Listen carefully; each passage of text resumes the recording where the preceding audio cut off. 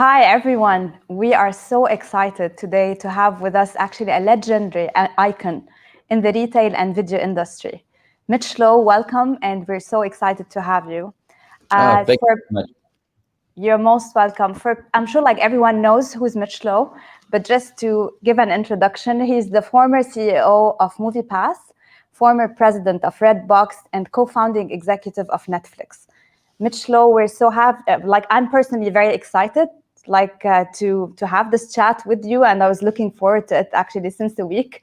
So thank you for giving us the time. And we're having audience from all over the world, actually from Europe, from the US we're having, despite it's very early, from the Middle East, from Asia. So I think people are very much looking forward to this chat. Fantastic. So, great. So let's start our conversation. Mitch, like your life wasn't easy, and you're always known, and like all interviews I've watched for you and the articles you've written, it always shows how you transformed every challenge into an opportunity. And you're a great example that we can all create our own destiny. How did you do that? And were you always like knowing you're gonna be at the top? You always knew that? Like, we would love to know this about you. Well, I always had a very positive perspective on the future. My father used to tell me, he used to say, he said, "Son, you think you're having a good time now, wait till you get to be my age." And so I always just, and I don't know exactly what he meant, but I always had a positive attitude. Amazing. And for many people, like we had several comments, like when we posted that we're going to have a conversation with you. And many people ask specific questions that you always highlight very important things as keys for success, like simplifying business, perseverance, love, analytical thinking, and many others. Can you expand more on that? Yeah, I think almost every good thing that happened to me in business was for several characteristics and principles. One that always keeps coming back, and that is never burn bridges. You can't imagine how many times people who I've met in the past who, normally, if you were being very tough on who you spent time with and who you mentored or who you helped, you probably wouldn't, help people or do the kinds of things that ended up years later becoming incredible opportunities and friendships and business partners. So, and even some people who I believe, were not good to me, who, either, had super competitive and very tough competitive businesses against me, later on became great friends and allies. And so, some of the principles that I learned, especially was never, burn a bridge, never, let your anger or your emotion or your competitiveness prevent you from, finding the good part about other people that you meet.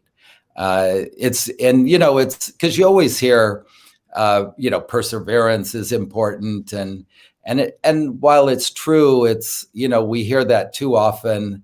Perseverance doesn't come from saying I can't quit. It comes from almost not being able to quit.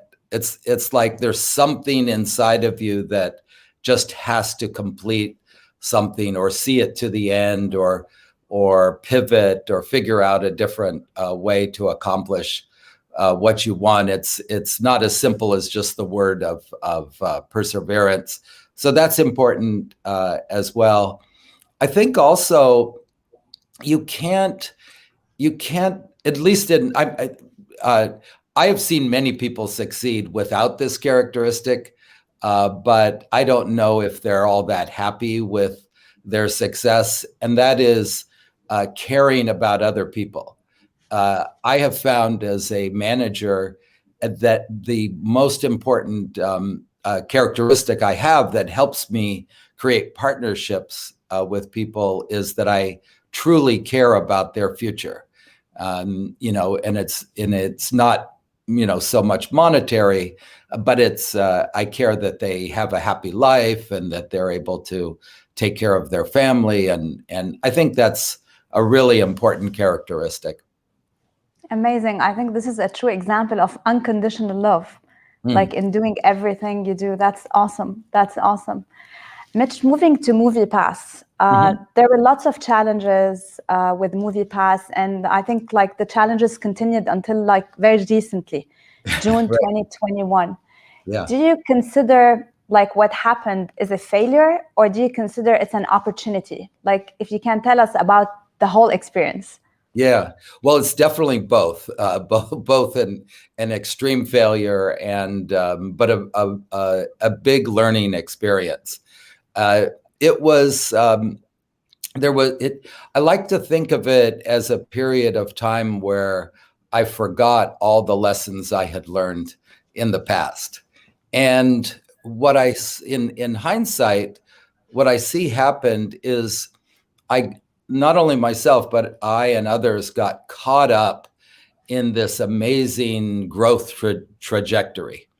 And we were, yes, we were getting attacked from right and left and you know, everywhere, but we let that enthusiasm for the growth kind of blind ourselves to the reality of what was going on.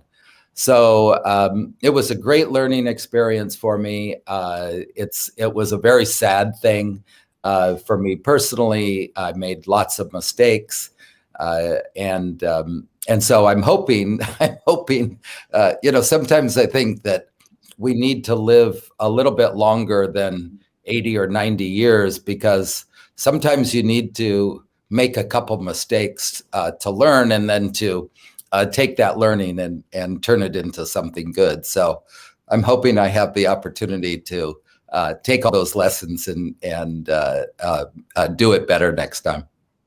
Wow, that's very inspirational. Actually, not everyone can acknowledge that. Like, not everyone have the ability to be transparent. That's actually the unconditional love in everything you do, even embracing failures, if you want to call it failure, which is amazing. Thank you. Yeah, one of the things that I learned at Netflix, you know, from Reed Hastings and Mark Randolph, who are the true founders of the company, was this technique, this organizational technique that encouraged people to talk about their failures and share the experience with the others in the company. And what it was an amazing, what ended up happening is, you know, many people in companies, the last thing they want people to know is, you know, how, you know, what went wrong, or how they made an error in judgment. But when you're growing really fast, it's really great to share those experiences, because then if everybody is aware of them, then ideally they won't make the same mistake. And it was a critical part of the early days at Netflix, the culture of being totally transparent with mistakes and in kind of wearing it like a badge of honor. Now, it wasn't acceptable to make the same mistake twice, but at least people were encouraged and supported when they shared those mistakes. So I think it's a great part of any business if you can create that type of environment. Yeah, absolutely. And as they say, we only fall to rise again. So definitely there's something positive after that. Yeah. Yeah. And Mitch, moving to Netflix. Netflix like started with an idea that the DVD weighed less than an ounce, where it can be delivered by first class post and like delivered in one day. Yeah. Can you explain more about this? Yeah, it was, you know, very interesting times. You know, this is back in 1997 and 98. And if you go back, it's amazing. It's only 22 years, 23 years ago, but there was no video, almost no pictures on the internet at the time. It was, the green flashing cursor. And so the idea really was, eventually, we all knew that entertainment could be delivered through enough bandwidth. But at the time, what we knew we needed to do was to build a loyal customer base. And the only way to do it was with DVD. And Mark Randolph had this kind of epiphany that if you took the DVD out of its case, it weighed less than 1 ounce. And in the US, the first class postage of 32 cents was anything up to 1 ounce. And typically, you could get that delivered in maximum 3 days, no matter where you were in the country, but most of the country in 1 day. And so, he met me. I owned video stores at the time, and I had a home delivery service and was trying, different internet things. And so the first thing that terrified us was, well, what happens to the DVD in the mail? It's a fragile piece of plastic. And we soon found out that all letters in the US go over a metal roll and get bent like this. And so we had all these experiments to test, could a disc actually not break doing that? And of course, many of them did break. In the early days, we worked with studios to remanufacture the materials. But yeah, the whole idea was, let's start a subscription service where people will get 4 movies at a time, and they will pay roughly $20, but they could send any of the movies back at whenever they wanted, and we would immediately send them another one on their wish list that we called the queue. And so you got this rotating library of movies, so you always had something at home, and you didn't have late fees. You had opportunity to get movies from Bollywood, from Europe, documentaries, silent films. We built this gigantic library in San Jose, California to begin with. Amazing, amazing. And Mitch, I remembered something. I was reading one of your articles, and I remember something I applied at home. Like, for example, when my son comes and asks me to do things on his behalf, I say, just you figure it out. And he asks me sometimes, what if I fail? What if I don't know how to do it? I say, it's okay. Failure is not bad, we learn lessons from that. And you always advise companies for non-micromanaging culture. Let them figure it out. It's okay. Let them have the freedom to fail. Where did this come from? And if you can also give us more insights about that. Yeah, it was not my idea. I learned this from Patty McCord, who was the head of HR at Netflix, and has written an amazing book called Powerful. And it's really about kind of empowering everybody in the organization. And the idea is to set very clear goals, like where do you want to go, and provide the resources that are needed. You work together with the team or the company or the individual to ensure they have the resources, but then let them figure it out. Let them figure out how, what it is they need to build, what kind of software, what kind of individuals they need on their team, and not micromanage. And it's mostly because, when we have the pride ourselves of accomplishment, it's maybe as important as money or time off, and it really motivates people to kind of compete against their own capabilities. So people tend to really work hard and be much more creative when you give them that pride of ownership. If you tell them how to do it, now you're sharing the accomplishment. And when you share the accomplishment, sometimes people aren't as motivated. Yeah, absolutely. Absolutely. And I love actually this book, powerful. It is powerful indeed, actually. It's very powerful. I urge everyone actually to read this book. It's amazing. A fantastic book. And Patty is, Patty is the one primarily responsible for the culture at Netflix. And I tried to do as much as I could to copy all her principles, and I embrace them totally. She's an amazing person. Amazing. Mitch, something caught my attention, and I think it caught all of our attention, that you were faced by an incident where there was a gang hired by the local taxi industry, where they put a gun towards you and the Uber driver when Uber was launched in Puerto Vallarta. What happened at that day, and what did you feel like? What were you thinking when all this happened? Yeah, well, it's not the first time that I've had a gun pointed at me. So I traveled all over Eastern Europe when it was behind the Iron Curtain, and I used to drive Mercedes from Heidelberg to Damascus, Syria. So, I've been in those situations. But this is a real interesting example of a company that just, worked really hard to expand. And I'm talking about Uber.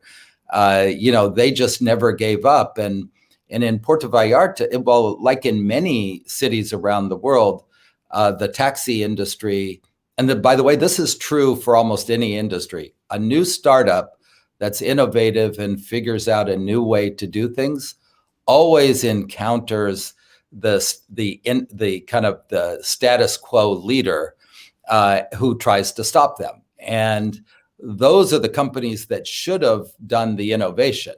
It's like, why did Hertz not do Uber? Why did Hilton Hotels not do Airbnb? And in this case, the taxi company in Puerto Vallarta hired gangs to scare away the drivers for Uber. So what would happen is Uber could not find drivers in Puerto Vallarta who were brave enough to take a job and get threatened. So they brought in drivers from Guadalajara. And there's this one day where this driver was picking me up at an apartment that I have there and taking me to the airport. And as we're driving to the airport, a van pulls up on the side, and the guy in the front passenger seat lifts up a very shiny silver gun and just opens the window and says, "Get out of town," in Spanish. And my driver said, "This is my last ride. I'm headed straight home to Guadalajara from here." But, somehow Uber persisted and figured out a way, to succeed by getting enough drivers to work. So it was, but it's, this is exactly what happened, with Netflix and RedBox and MoviePass, is that the incumbent players, instead of being innovative themselves, they try to fight. There's a famous story where we at Netflix offered Blockbuster 50% of Netflix for $50 million. Wow.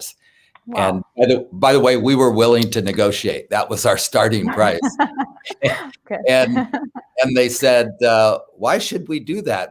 We know more about the industry than you do. If it's such a good idea, we'll do it ourselves." Which, by the way, they did try a few years later, but failed. You don't see Blockbusters around anymore. Yeah. So I think it's a warning to anybody in business today. You may have a big successful company that's extremely profitable, and a little startup, could take away your business in 3-4 years if you're not embracing innovation and investing in. And this kind of goes back to that idea of empowering your people. Yeah. Empower your people to come up with new ways to deliver your product and come up with new products. Absolutely. And Mitch, what did you feel at this particular moment when this happened? You were scared? What went into your mind? I would love to know, because it's scary experience. Yeah, well, these things happen so quickly that you don't really have time to like be afraid. It was more I felt sorry for this driver because I knew that he had come it's a 5-hour drive from Guadalajara.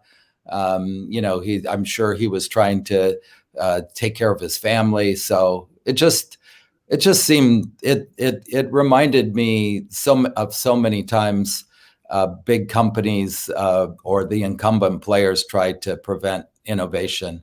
So you just don't have enough time to be afraid. Yeah, absolutely. Just sorry, before we continue, for all the audience attendees we have, if you have any questions for Mitch, please post it on the chat box we have. So thank you, Mitch, for sharing this experience and with Uber and the gun thing and all of that. That's Right. actually interesting. And what's your message? Many people, for example, now I can see from the attendees list, they are from all over the world. We have startups, we have business leaders, we have amazing entrepreneurs, from all over the world. Literally, I'm just impressed with the list of people we have on the chat box. What's your message to them? What do you want, the key message for business leaders watching us, entrepreneurs, next generation? Yeah. Well, there's no one single message.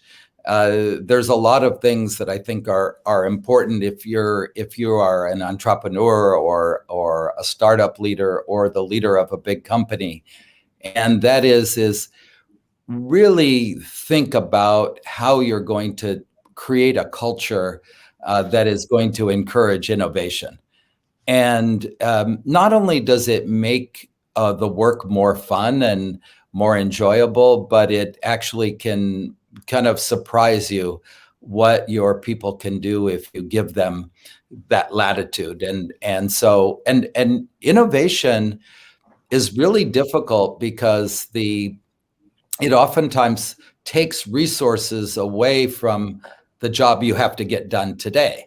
I mean, we're all so focused on getting our job done that oftentimes we don't make time for innovation. But for startup people and for entrepreneurs, I would say find something. And by the way, this works whether you're working in a company or starting a new company, is find something that's not working smoothly in your organization or in your life.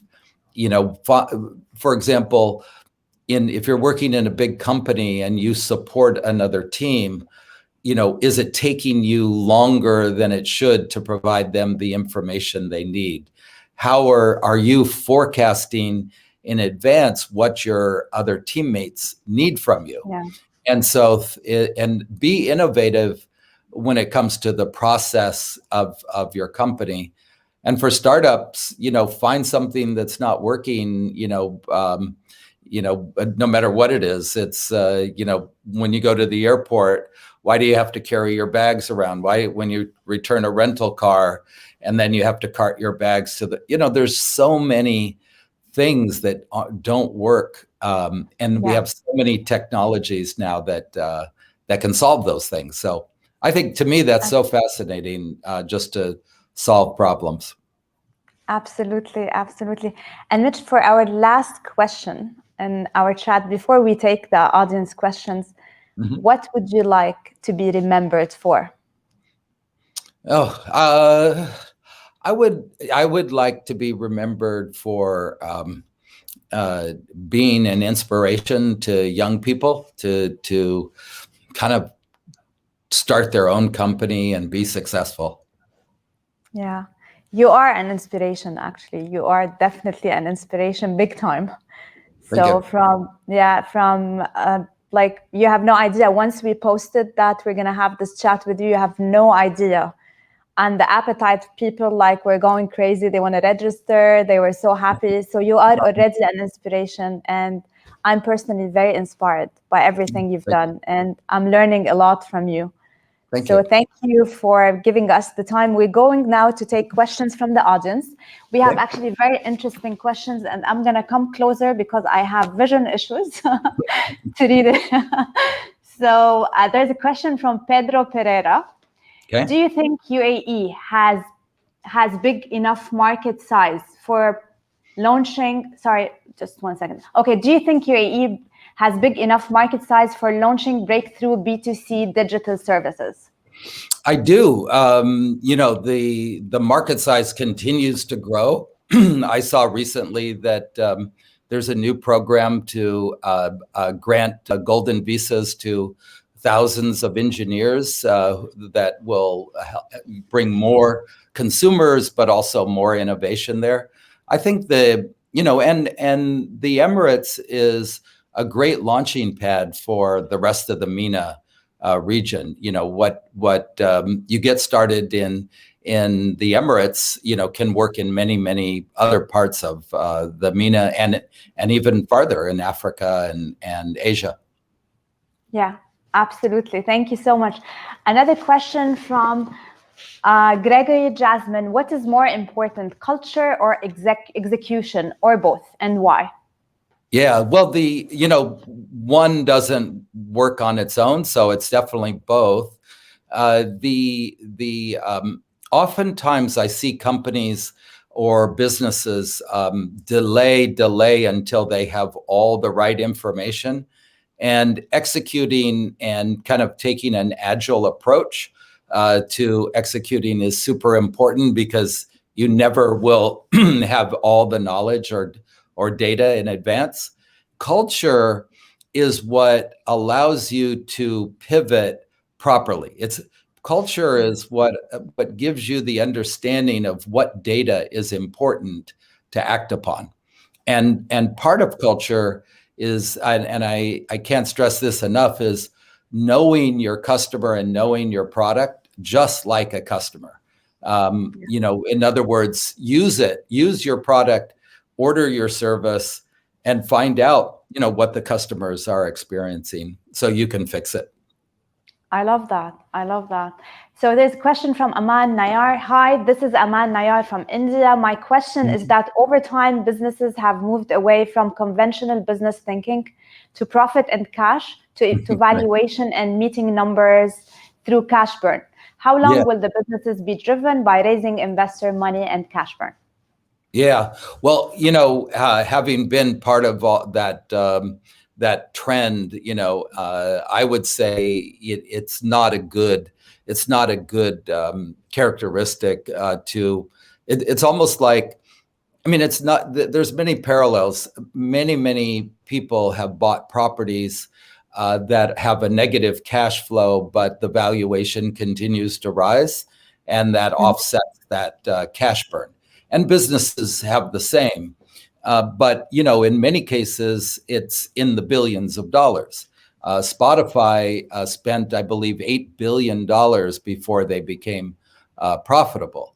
So if you've got a product that has margin on a kind of on a single unit economics level, then I believe it's okay to burn cash, as long as you're showing the growth trend will eventually take care of that cash burn. Yeah. The problem is there's always forecasting that is a little bit difficult to be accurate. Yes, absolutely. Question from Sunil Saulani. Hi, I love the idea, philosophy of never burn bridges. Do you have a story to share here on this? So a long time ago, back in the early 80s, I thought I thought the ability to rent movies through a vending machine was a good idea. And I invested what little money I had into building prototypes and went to Japan. And one of the companies that I was working with, I believe, overcharged me and wanted me to pay double and triple what I had thought we'd agreed to for development of the software. And we ended up negotiating a settlement on it, but I was never happy with it. But I kept these folks as friends, and I ended up finding out were actually really good people, and it was perhaps my misunderstanding. Years later, almost 20 years later, they ended up being the company. I reached out to them, and they ended up being a company that played a big role in RedBox, and we grew RedBox to $1.5 billion a year in annual revenue, and they played a big role in that. And there's other times too, but amazing example of not to burn bridges. Awesome. Yeah. Awesome. And question from Ital Tavor. Sorry, above question. There's a question we missed here. What do you think about the Israeli-UAE recent relationship? Well, I'm sure it's a challenging, time, in the Middle East. But I do really sincerely believe that creating business ties between people, with different perspectives can be very positive for the future. It's, to me, one of the saddest situations in the world to see, this go on and on for so many years, between Israel and the Palestinians. And for me, it's very sad to see. And I just hope, and I do belong to the Abrahamic business circle because I do believe it's an important step for peace. Amazing, thank you. And question from Kofi Sika Latzu. What is the opinion of Mr. Lowe seeing Netflix positioning in the gaming industry? Yeah, and obviously, I don't work there anymore, so this is just an opinion. But I don't think Netflix will get involved in the gaming industry. It's still a very data intensive business, and the discs still play an important role. So the delivery of the discs is still a big one.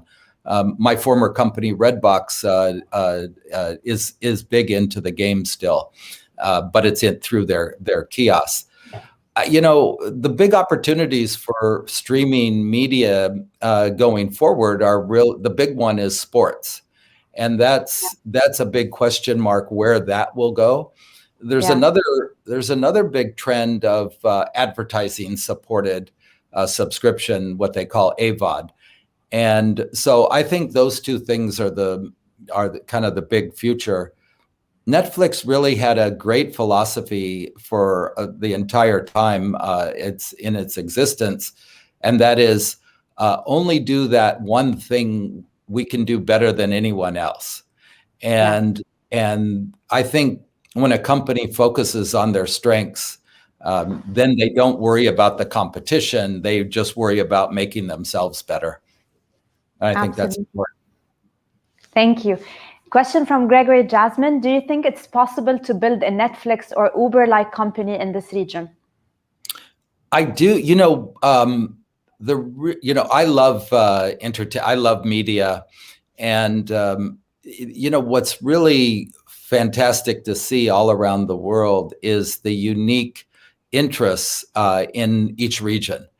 And while companies like Netflix and Uber try to customize, the content they have or the way they work in each country, I think people who know that country and live in that country can do it in many cases better.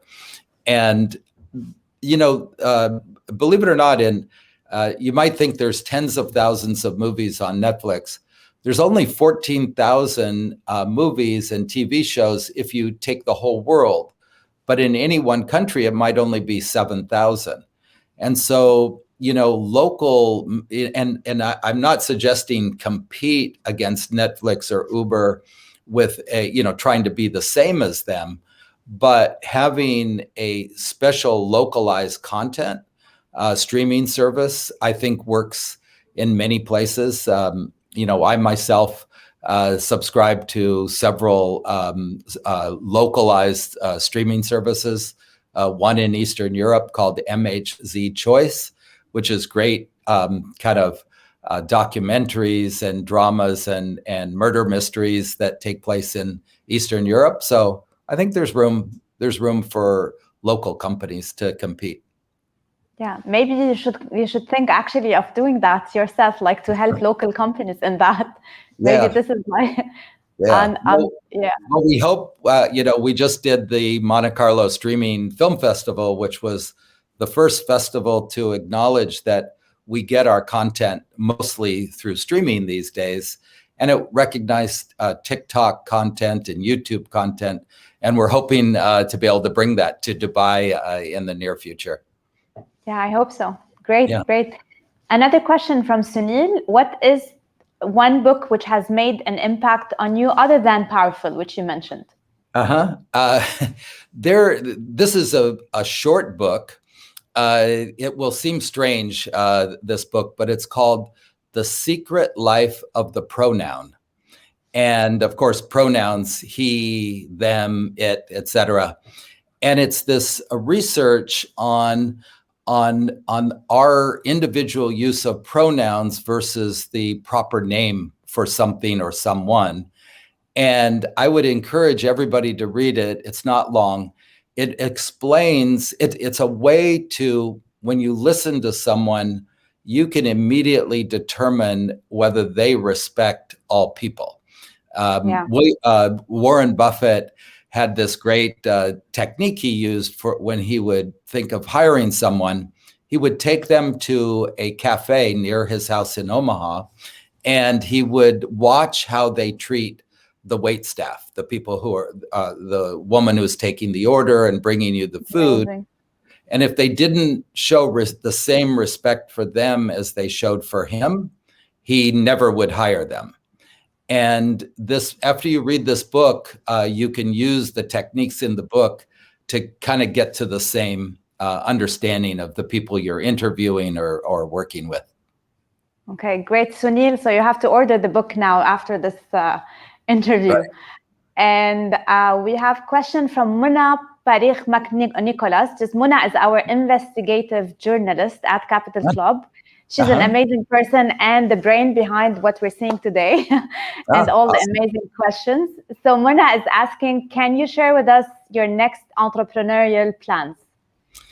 Well, I'm working really hard on figuring out how we communicate with each other. We've all moved to this world of Zoom or different types of conference, remote and virtual conferences. So I'm spending a lot of time working with some companies that are merging Zoom and WhatsApp and WeTransfer and Dropbox all into one. It's a Polish company. Working, some friends of mine in Israel have a company called Skill Set, which is kind of masterclass for sports. So I'm really fascinated by sports, communication, and privacy. Amazing, amazing. That's actually a different industry than what we're used to see you in, which is awesome. Yeah. Well, I'm still doing, I still am fascinated by content, and I have a partner in the US and we co-produce documentaries as well. So hopefully you'll see something soon from that angle. I look forward. A question from Sajan Sadiq. Hi, Mitch. With the current pandemic, COVID scenario, and the new norms we are in, do you think the movie theater business would be back again like before, or would it be platforms like Netflix that's going to lead the way forward? Yeah, it's a really good question. Unfortunately, I don't see the kind of innovation in the cinema business as there should be. And of course, that's one of the things we were attempting at MoviePass, although we failed to do it. People's attention spans are getting shorter and shorter, and it's hard to go to a movie theater for a 2-hour film and sit there. And so big blockbuster hits will always be successful in the cinema, but it's the independent and the smaller films that are having a hard time, getting people to come to the theater. They would much rather watch those in their living room or in their own home theater. And the problem with that is cinemas need to have more than just the blockbuster hits in order to survive. And so I believe that cinemas need to be more innovative by, having like binge Thursday. Why not watch a whole series of Stranger Things on Thursday night on a big screen? Yeah. I saw Downton Abbey, an episode of Downton Abbey in a theater one time at a fundraiser, and just was, it was such a great experience. Yeah. Sporting events. But anyway, cinemas are going to have a hard time if they don't figure out other things to show to attract customers.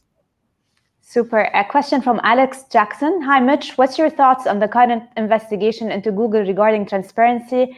And would you invest in a business which would turn this market around? The marketing dollar needs to go somewhere, and the market is going for an alternative that delivers transparency. Any thoughts? Yeah, well, it's hopefully, and this is one of the areas I'm investing is people need to be more thoughtful about how they share their information, whether it's with Google or others, and think more when they, get this message, do you accept cookies and so on. There should be a way for all of us individually or collectively to monetize our information because it's being used, by many companies. If you're fine with it, then I think it's fine. If you don't care, it's, which most of us don't, it's fine to share your information. But I think the more and more people are waking up to the idea that, you need to control your individual information. And I don't mean like for privacy purposes. I mean for, what kinds of cars do you like? What kind of restaurants do you like to go to? That all has value. And us individually are not getting compensated for that. So I think having control over that are interesting businesses to invest in. Super. We have a question. Hello, Mitch. I'm an healthcare startup mainly into assisted aid technology. I've been recently exposed to blockchain and the importance of NFT for startups. What's your opinion? I don't quite understand the long-term value of NFTs. There are some, of course, that are obvious. The first tweet by the founder, that has value. It kind of reminds me of the first dollar bill we received at our video store, has value to me, maybe to a few other people. But overall, I don't know where NFTs would fit into the healthcare. Blockchain, definitely, to be able to manage your contracts, manage the flow of information of your patients. I can see that. NFTs, I'm still trying to figure out the long-term value. Super. And because we're running out of time, we apologize. We can't take all the questions. We're going to take one last question. Okay. And it's from Gregory Jasmine. In this new post-pandemic environment, do you have a thought on an office versus hybrid versus remote workforce in building a startup? Yeah, this is really interesting. Of course, I have no idea to what level we'll come back to the normal workday, but we're definitely not going all the way back to 5 days a week in the office. I think more and more people are understanding the value of not commuting, of having to go to the office every day. So my hunch is for many, it'll be a hybrid where at least 1 or 2 days a week you'll work from home. That will push managers to become better managers. And that's probably going to be the biggest challenge. Is one of the things I see now is because we're not in the office together, we don't run into each other and have an idea, or a manager doesn't just pop in and ask, how are you doing? On Zoom, it's only scheduled meetings. And so I do think managers need to think about how they connect with their team kind of on a non-agenda basis through Zoom and through these new technologies, and just reach out and talk, or just, even, during work hours, just, want to talk about stuff to replicate all the cool stuff that happens in the office. Talking about the latest episode of a Netflix series, for example. But yeah, I think it's going to be a hybrid. Super, super. Mitch Lowe, I can't thank you enough for how genuine you are, how transparent you were with us, and you shared like great insights and very inspirational ones. I personally learned a lot, and I'm sure the audience like fell in love with that. We've never had this amount of questions for an interview, I have to say. Nice. So that's amazing. It's an honor to have you. And this actually, for all the people who couldn't attend this session, it's going to be recorded. It's going to be on YouTube, on social media platforms. Just stay tuned and you will watch it again. Mitch Lowe, thank you so much. Thank you. My pleasure. My pleasure. Thank you. Thank you.